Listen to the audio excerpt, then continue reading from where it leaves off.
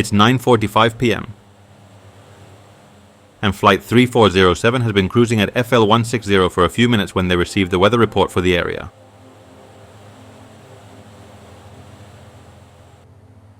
Near Buffalo Niagara International Airport, winds are between 16 and 23 knots from 250 degrees, with light snowfall and potential ice accumulation.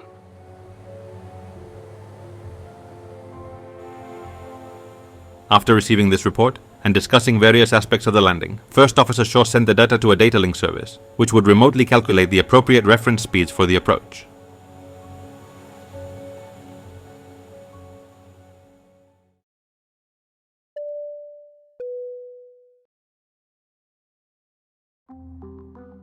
February 12, 2009.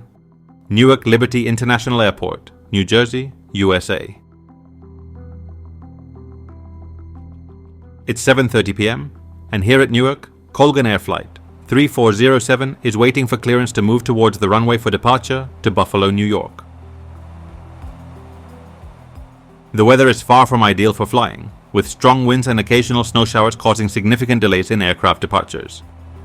In fact, the two pilots of this flight had another flight scheduled for 1:30 p.m. earlier in the day, but it was cancelled due to the conditions. The aircraft in question is a Bombardier Dash 8Q400, a medium-range, twin-turboprop commercial airplane manufactured in Canada since the 1980s. Originally designed by de Havilland Canada, it was produced by that company until 1992, when Bombardier Aerospace purchased de Havilland Canada and continued production to the present day. In 1996, the Q series of these aircraft was introduced, with the Q standing for quiet, thanks to the installation of an active noise and vibration suppression system. Various models of the Dash 8 family have been produced, with more than 1,000 units manufactured in total.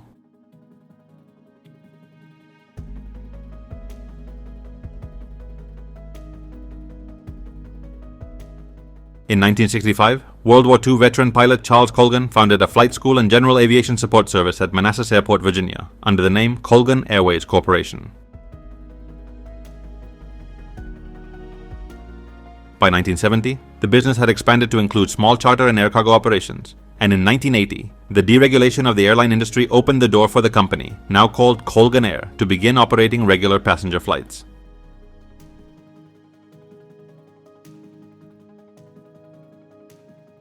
These types of companies, now known as regional airlines, entered into contracts with major airlines to operate these routes using smaller aircraft more suited to the level of demand. Between 1986 and 2009, Colgan Air maintained contracts, known as feeder agreements, with several airlines including New York Air, United Airlines, US Airways, and Continental Airlines. This last partnership allowed it to operate under the Continental Connection brand.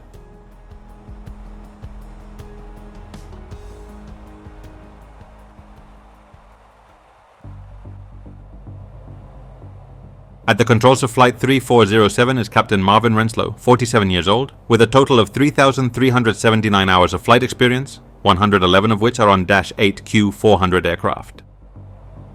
Alongside him is First Officer Rebecca Shaw, who has accumulated 2,244 hours of experience, 774 of which are on the Q400.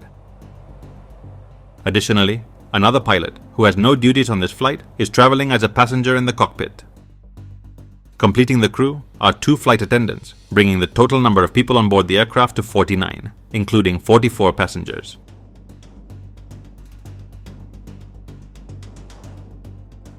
It's worth noting that in regional airlines like this one, the total flight hours accumulated by pilots are much lower than in major airlines. The flights are much shorter, and pilots often work for these regional carriers to gain experience and eventually make the leap to a larger company.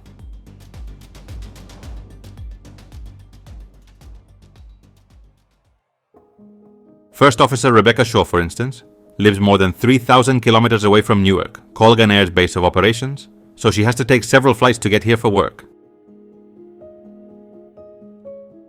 As she mentioned to the captain while they wait, her dream is to be hired by Alaska Airlines, which has a base of operations in Seattle, the city where she lives.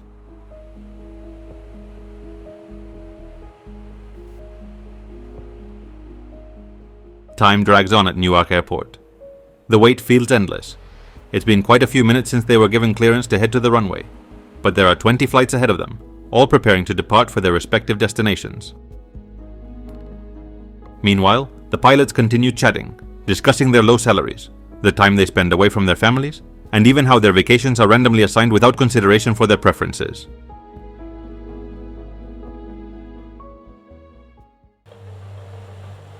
Finally, at 9:18 p.m., it's their turn. With a 2-hour delay, they begin accelerating down the runway.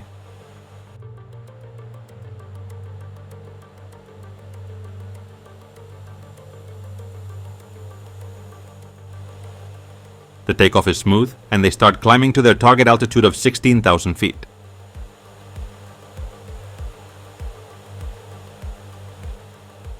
Marvin Renslow is at the controls, while Rebecca Shaw handles communications. The flight to Buffalo will take just about 50 minutes.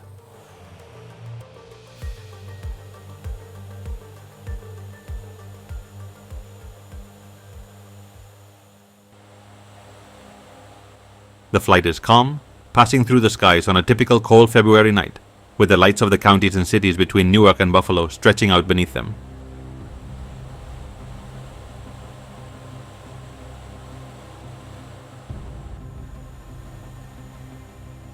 They've just received the weather report. Winds between 15 and 23 knots near the destination airport.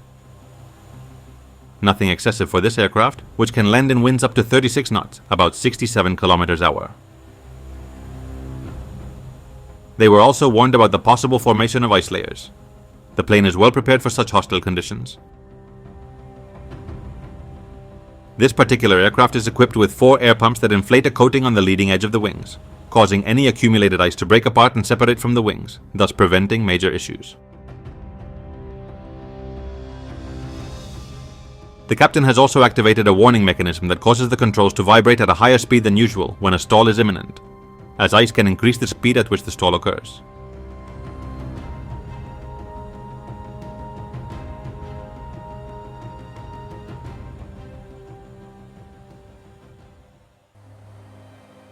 At 10:00 p.m., the pilots began their descent for the approach to Buffalo Niagara International Airport. Colgan Air 3407, descend to 6,000 feet and maintain that altitude.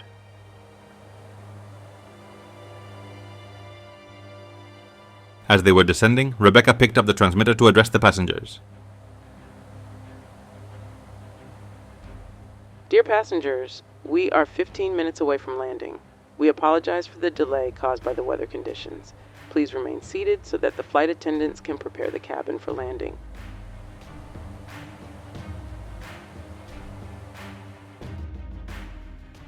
The descent entered its next phase at 4,000 feet.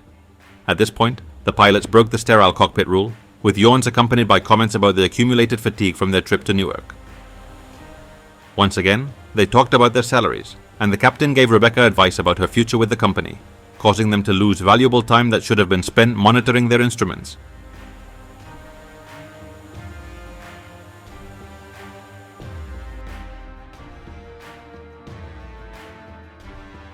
Is there ice on your windshield? I see a lot, don't you think? Yes, it's been a while since I've seen this much accumulate.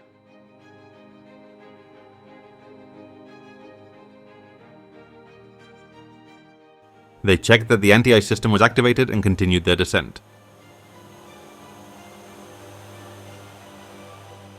Flaps 15. Gear down. The moment the first officer lowered the landing gear, the controls began to vibrate. Rebecca became anxious, noting that the speed was decreasing and entering the red zone, indicating that the aircraft's lift was in danger. The captain, who had forgotten that he had activated the system causing the stall warning to trigger at a higher speed than normal, reacted impulsively, driven by the anxiety caused by the vibrating controls. He applied full power and attempted to ascend. However, this only made matters worse. The plane lost even more speed, and now it entered an unrecoverable stall. The aircraft began to plummet uncontrollably toward a residential neighborhood near Buffalo called Clarence Center, home to more than 1,700 residents. Seconds later, it crashed into one of the houses, exploding on impact.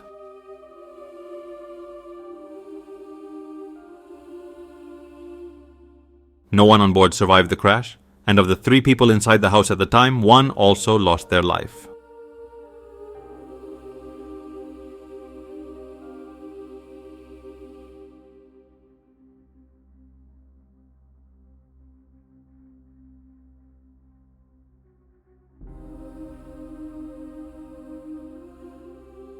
What had happened? Why were the pilots unable to prevent the stall?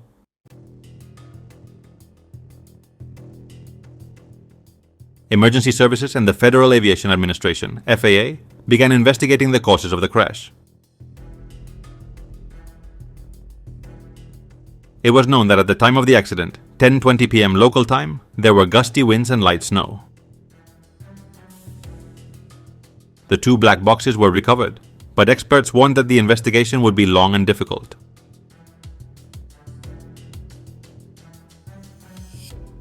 When the black box data was retrieved, the NTSB initially pointed to the rapid formation of ice on the plane's wings.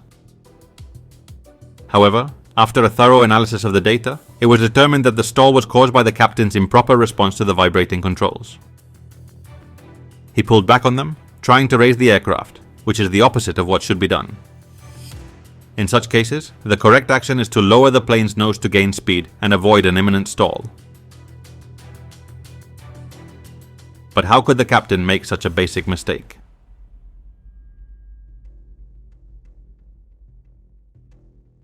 According to investigators, another cause of the accident was the fatigue of the flight crew, highlighted by the continuous tight schedules and exhausting workdays that the major airlines impose on their low-cost affiliates' employees.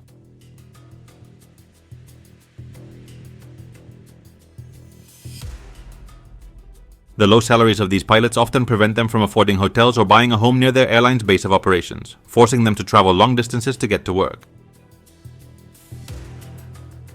In the case of these 2 pilots, Rebecca Shaw had traveled nearly 4,000 km the day before, while Captain Renslow had traveled 1,600 kilometers. Both were seen sleeping in Newark's crew lounge, something prohibited by the company.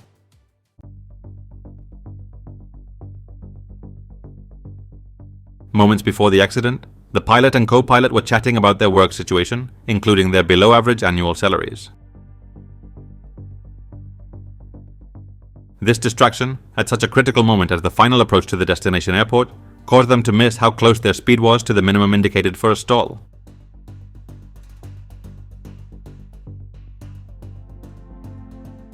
The NTSB concluded that the accident was preventable and placed the blame on the captain's poor decision-making, leading to an in-depth investigation into his background. Throughout their careers, most pilots do not fail any flight tests. Some may fail one, and very rarely do. However, in just 3,300 hours as a pilot, Marvin Renslow had failed no fewer than 5 flight tests, an almost unheard of occurrence in airline operations. Renslow had concealed 3 of these failures to secure employment as a pilot. Despite becoming aware of this once Renslow was already a captain at the company, Colgan Air took no action against him.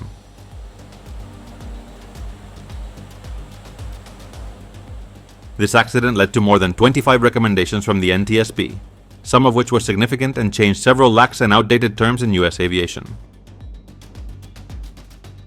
Among them was the establishment of a minimum rest period of 10 hours between flights and the famous 1,500-hour rule, which set the minimum flight time required for a pilot to obtain an airline transport pilot ATP license.